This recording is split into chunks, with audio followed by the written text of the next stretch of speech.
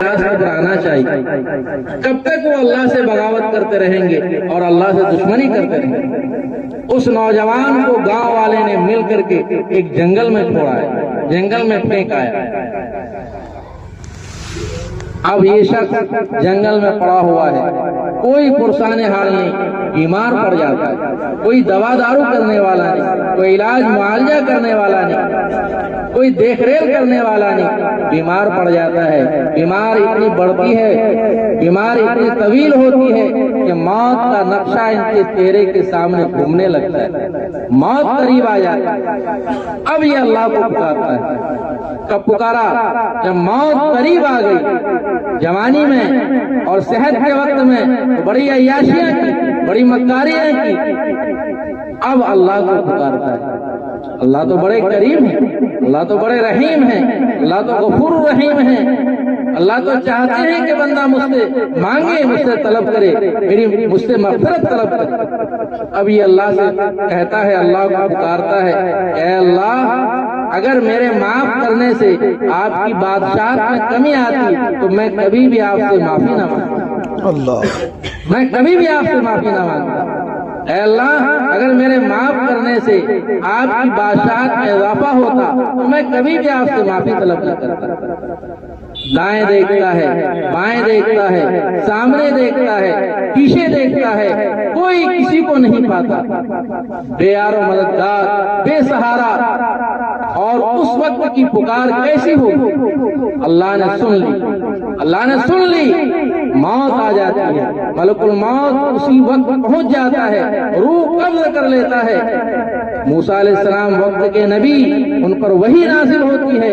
جبریل امین آتے ہیں، کہتے ہیں اے اللہ کے نبی، اللہ کا حکم ہے کہ جنگل میں اللہ کے ایک ولی کا، اللہ کے ایک دوست کا جنازہ ہے، ان کی لاش پڑی ہوئی ہے. آپ جا کر کے جنازے کی نماز پڑھیں، کفن دفن کا انتظام کریں اور پوری بستی میں، پورے شہر میں اعلان کر دیں کہ آج اس کے جنازے میں جو شریک ہو گیا اللہ ان سب کی مغفرت کر دیں. اللہ دیکھیے اللہ کی نقطہ نوازی، اللہ کی ذرہ نوازی تو دیکھیے. موسیٰ علیہ السلام اعلان کرتے ہیں، پورے شہر میں ہر مسجد میں اعلان ہوتا ہے کہ اللہ کے کسی ولی کا جنازہ جنگل میں پڑا ہوا ہے، ان کی لاش جنگل میں پڑی ہوئی ہے، آج جو اس کے جنازے میں شریک ہو گیا اللہ مغفرت کر دیں گے اسے. پورا شہر امڑ آتا ہے، پوری بستی خالی ہو جاتی ہے، پورا جنگل لوگوں سے کھچا کر بھر گیا. ایک وقت کی جنازے کی تو نماز پڑھنی ہے، پنج وقت نماز تھوڑے پڑھنی ہے. بعض نوجوان، بعض حضرات جنازے کی نماز پڑھنے جاتے ہیں تو وقتیہ نماز نہیں پڑھتے ہیں، کھڑے رہتے ہیں. کس چیز نے روکا؟ آپ کو پاک صاف ہو کے گئے تھے، بالآخر پھر وقتیہ نماز کیوں نہیں پڑھتے ہیں؟ جنازے کی نماز فرض کفایہ تھا، اس کا اتنا اہتمام، اور وقتیہ نماز جو فرض عین تھا جس کو ہم نے چھوڑ دیا. اللہ کے نبی نے ارشاد فرمایا، جو نماز کو جان بوجھ کر کے چھوڑ دیتا ہے وہ کافر ہو گیا. من ترک الصلاۃ متعمدا فقد کفر، وہ کافر ہو گیا. ہمارے امام اعظم ابو حنیفہ رحمۃ اللہ علیہ فرماتے ہیں کہ کافر تو نہیں کہا جائے گا، کفر کی دہلیز تک پہنچ گیا، کفر تک وہ پہنچ گیا. ابھی کافر تھوڑی سی تعویل کرتے ہیں تاکہ امت کفر تک نہ پہنچ پائے. امت کو بچایا انہوں نے. حدیث پاک میں آتا ہے کہ کفر اور اسلام کے درمیان فرق کرنے والی چیز نماز ہے، جس کو آج ہم آسانی سے چھوڑ دیتے ہیں. نمازوں کا کوئی اہتمام نہیں اور کہتے ہیں کہ جمعہ سے شروع کریں گے. یہ آپ نے دیکھ آیا ہے کہ جمعہ تک آپ زندہ رہیں گے؟ ہم روزانہ سنتے ہیں، اعلان سنتے ہیں، مسجدوں سے اعلان ہوتا ہے کہ فلاں نہ رہے، فلاں کا انتقال ہو گیا، ان کی جنازے کی نماز فلاں بجے ہوگی. تو جس طرح ہم دوسرے کا اعلان سنتے ہیں، کل اسی طرح ہمارا اعلان ہونے والا ہے. ایسی ہمارا اعلان ہوگا، ہمیں مہلت نہیں دی جائے گی. مہلت مل رہی ہے، ان مہلتوں کا ہم فائدہ اٹھائیں. دوستو بزرگوں، پورا جنگل بستی سے بھر گیا، لوگوں سے بھر گیا.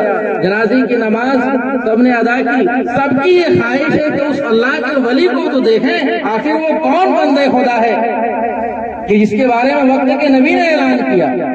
سب آگے بڑھتے ہیں دیکھنے کے لیے. مجمع کو پھاندتے ہوئے پھلانگتے ہوئے آگے بڑھتے ہیں، جب اس کے قریب جاتے ہیں تو دیکھتے ہیں کہ وہی بدماش یہ تو پوری بستی کو خراب کر چکا تھا، پوری بستی میں گندگی پھیلا رکھا تھا، اس کو تو ہم نے بائیکاٹ کر دیا، ان کو تو ہم لوگوں نے نکال دیا تھا بستی سے، یہ اللہ کا ولی کیسے بن گیا؟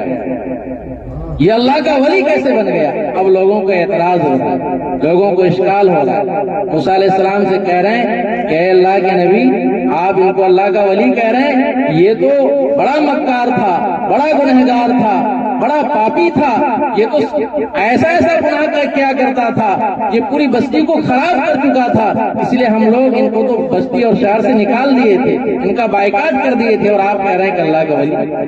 موسیٰ علیہ السلام اللہ کی طرف متوجہ ہوئے، اللہ سے کہے کہ اللہ، یہ لوگ کہہ رہے ہیں کہ یہ بدماش تھا، یہ مکار تھا، سیاہکار تھا، گنہگار تھا، یہ آپ کا ولی کیسے بن گیا؟